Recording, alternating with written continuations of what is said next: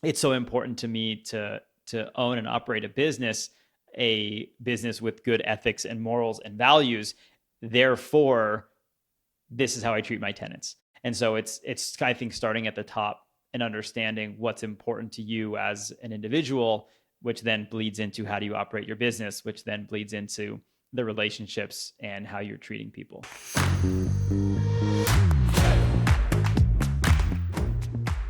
What's going on, everyone? Welcome to another episode of The Remote Investor. I'm Michael Albaum, and today I'm joined by my co-hosts, Schneider and Pierre Carrillo. And today we're going to be tackling an issue that's been plaguing real estate investors since their inception. Can you be a moral and ethical real estate investor and property owner? So let's get into it. All right, Mike, I think it's a super interesting question. An interesting way to go about this would be to bring up some of the most common criticisms that critics of landlords would levy against them. And let's just address them one by one. I love it. Cool. So the first one is on the topic of affordability and rent increases. The criticism is that landlords are often contributing to the lack of affordable housing by raising rents, displacing long-term tenants, and making housing unaffordable for lower income individuals and communities. So as a landlord, what would you say to someone criticizing you for these things? It's a really good question. I think at the end of the day, we just have to face facts and recognize that we as individual owners and operators of rental real estate are not nonprofit organizations. We do not receive subsidies to operate and own rental property. And so it is a business for us. And what I think a lot of people may not understand is that as a business owner, we have expenses. And those expenses are often variable and are often increasing with time. Property tax is, I think, one of the great and easy ones to talk about because anybody else who owns their own property is familiar with that. And they'll see their property tax bill increase from year to year. So we as rental property owners also feel that increase and have to be able to continue to provide a safe and reliable place for people to live, and can only do so if some of those costs are passed on along to the renter. And the same thing goes for insurance. For insurance costs have been increasing massively year over year. Just this past year, I saw a 50% increase in my insurance costs. Now, of course, I can't go increase my rent by 50% year over year to my tenants. It's not sustainable. But so now I'm incurring these additional costs as the owner. How am I supposed to be able to afford to keep the roof over these tenants' heads if I can't afford to do so? And so I think that there's just this imbalance with an understanding of what are someone's true expenses associated with owning and operating rental property, and how do we continue to do so? Because I think we've seen in the past where the government owns and operates the rental properties, and though that didn't end up real well. And so I think that they've since turned over to individual and owners and operators, and are looking for that problem to be solved. And so we have to come to an understanding around, okay, what's actually involved in the profit and loss side of owning and operating rental real estate. Tom, thoughts? Yeah. So I'm not going to give really, I'm going to focus specifically on the rent increases. So just like some historical context, at least with single family rental, it's always not a lot of good systems around tracking this type of data, where over the last 10 to 15 years, it's gotten way more structured and kind of like insight where, before it was like a bunch of random Craigslist ads or, MLS stuff. There wasn't a lot of investment about knowing like, oh, rent has in this area on leases in the last X amount of weeks or whatever, or months have gone up. It was just kind of a black box. So, one thing I would say to the rent increases is it's just like a part of it is now there's actually a little bit more transparency on what the rents are. So while it may look like this, wild whip up, like I think it's actually more just kind of like collapsing together into like where the newer leases are at. So if I'm leasing a new home next to me, I now have good data about what that rented at, in the theory of like using sales comparables, like you're going to be aligned to what those close by homes were leased at. So, more just kind of speaking to the mechanisms on general transparency on what the rents are, there's just going to be way more in line as rents change versus in the past. It's been a little bit more of a black box. So kind of bouncing over a little bit, but more just the broader kind of like systems and infrastructure in the rent tracking and usage. I think so much of what drives both rental prices and then also home prices is economics 101, supply and demand. And it's a simple fact and a known fact that there just aren't enough physical properties in this country for all of the people that want them, both on the rental side and the ownership side. And so when we have a supply constraint and high demand, that drives up prices across the board. And so that's just kind of the reality of our current situation. And so we need to figure out a way to bring online additional supply, both on the rental side and on the purchase side, to help ease some of that tension and bring things more in balance. In wrapping this up, it's coming back to the original point of like, this is a business. People are in business to make money at the end of the day. And so before you levy a criticism of someone, I think it's important to understand what their perspective is and where they're coming from. And so it's important to understand holistically the picture of what goes into and what is involved with owning and operating rental real estate. It's very easy to point the finger and say, you're overcharging, you're driving up prices. But wait a minute. Oh, I didn't understand that your insurance costs went up 50% and your property taxes went up 10% and your cost of utilities and vendors went up 30%. Like, it makes sense why you have to charge more for rent at the end of the day. The last thing I would add in is, there is great feedback. And if you're setting the rent too high, like, it's going to sit vacant, right? And totally, it's dynamic in the way that you do that. And, if you're able to manage your occupancy, that is the market speaking, of keeping your occupancy up. All right, so let's move on to the next common criticism here. Some critics of landlords will accuse the landlords of exploiting vulnerable tenants, like people with low income, immigrants, or those with poor credit histories. What is your response to this criticism? I got a take on it. I was a renter for a while, and I felt like every lease renewal, my landlord was basically daring me to move. And I really didn't like them. They like maximized raising the rent on me. And like every time it was renewed, it was like basically them daring me to leave. And, on the other side of that, like that didn't feel very good. And eventually I did leave. And, I was in a position where I was able to move, get out, and do that. And I would say that, they have there's no one stopping them from doing that. Right. But like me as like a landlord, knowing how important vacancy is to keep down, like that wouldn't be my strategy. I think people can go about it how they want to. And that's like very much everyone's sort of like, I don't know, investment thesis or whatnot. But I don't know. I don't think I'm necessarily answering the prompt like appropriately, but just sort of my kind of thesis is generally one of like vacancy bad, occupancy good. And if I can make it a situation that is reasonable within, what I want to get as an investor and like amenable to them, like, I wouldn't want to jam my tenants every opportunity I have. In that, ultimately it's bad business. So like that relationship is important, especially as you get like, good tenants who take care of the house and pay it on time. Like I would much rather find a place to keep them happy and think kind of holistically about the investment. Yeah, I fully agree.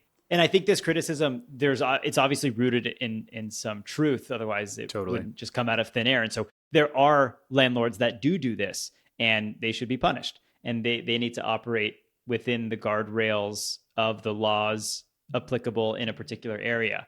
And so I don't think people should be taking advantage of other people. They should not be exploiting their tenants. But does it happen? Of course. And so I think we as a society need to come together and decide, okay, these are the moral and ethical ways in which we're going to operate. And if somebody violates those rules, there should be punishments in place for them. So similar to Tom, like it's so important to me to own and operate a business with good ethics and morals and values. Therefore, this is how I treat my tenants. And so it's I think starting at the top and understanding what's important to you as an individual, which then bleeds into how do you operate your business, which then bleeds into the relationships and how you're treating people. So I think, again, just getting an understanding and getting clear with yourself on that is super paramount. I agree with you, Mike. This is one of the more fair criticisms on the list. It totally does happen. Exploitation is something that occurs, but it doesn't only occur in the real estate agency, and it's not a particular iniquity to real estate investors. So it's not a characteristic that's unique to our industry. It's something that we as business owners and operators, get to choose not to do in our practice. Yep. Love it. All right. So let us move on to the third, which is a very popular topic today, and that's gentrification and community displacement. So the criticism here is that landlords are responsible for the process of gentrification, where property values and rents rise in the neighborhood, leading to the displacement of that lower income community that currently occupies that area. What is your response to this, Mike or Tom? Again, it's a totally fair criticism because it happens. Like there's no shying away from that fact and that truth that yes, when investors come into an area, over time the area can get nicer. It's not a foregone conclusion, but it does often trend that way. And so the thing that I would ask this person who's levying this criticism is, are you not okay with me paying more in property taxes to make those schools better? Are you opposed to me paying more in property taxes to make the police department or fire department or social services better funded? Because that's what my property taxes are going towards in a given area. And so if you are anti schools receiving better funding, continue the criticism. But it's important, again, to understand the holistic picture and truly gain an understanding of what's going on and what's involved in the process before levying criticism. So do things become more expensive? Yes. By that same token, is the entire neighborhood potentially better off at the end of the day because the rising tides could raise all ships? Totally. Does there need to be affordable housing carved out in most communities? Totally. And that's, I think, a different issue entirely. But it is sad to see when folks who live in an area, who have lived in an area, can no longer afford to do so. And so I think there do need to be provisions put in place to help those. But by that same token, not paying money to the schools because we're not wanting to increase property values is a double-edged sword. Yeah, it's tricky. I think that's just sort of the nature of investment. Like, if you're putting money in, expectation around like getting dollars out. And like, that's sort of like the attracting nature of like why the money wants to go there, So I don't know. I'm not really casting any specific, just more to the nature of investment, good, bad, or the other. That's typically, what is going to happen when there's an investment placed in there is expectations around returns. I kind of agree with you on this one again too, Mike, in that it does happen, and it is sad when communities disintegrate and neighborhoods no longer exist. It's very sad. But this kind of speaks to the economic concept of the seen and the unseen. We see the gentrification. We don't see what would have happened alternatively. And so it's easy to criticize what occurred when we have no idea what would have occurred had that not happened. And there is the opposite of gentrification, and it is much worse. And it is when people no longer find land to be economically valuable. Land doesn't hold intrinsic value in of itself. It's valuable when it brings you access to economic opportunity. And so what happens to a lot of these neighborhoods that don't gentrify, they de-gentrify, people leave, house values drop, and it does attract a lot of squatting, even crime. So it is a sad thing when a neighborhood goes away. but it's not the worst thing. And there are things that maybe we don't see happening that could occur. Yeah. So it's a living organism. It's going to evolve and change and Evolve. And yeah. Interesting point. I never thought about it that way. Yeah, I think this one you guys can speak very well to. Profit motive over people. So the criticism here is the fundamental business model of being a landlord is criticized for prioritizing profit over the well-being of tenants, with the primary goal being to maximize returns on investment rather than provide safe and affordable housing. Take it away, Mike. Yeah, this is a great one. Again, it's rooted in truth, in that there are operators and owners that take advantage of people and do prioritize profit over the well-being of their tenants. Me personally, getting back to what Tom said, occupancy good, vacancy bad, people vote with their feet and with their dollar. And so there's repercussions, ramifications, and consequences for landlords that do not take care of their properties and thus for do not take care of their tenants.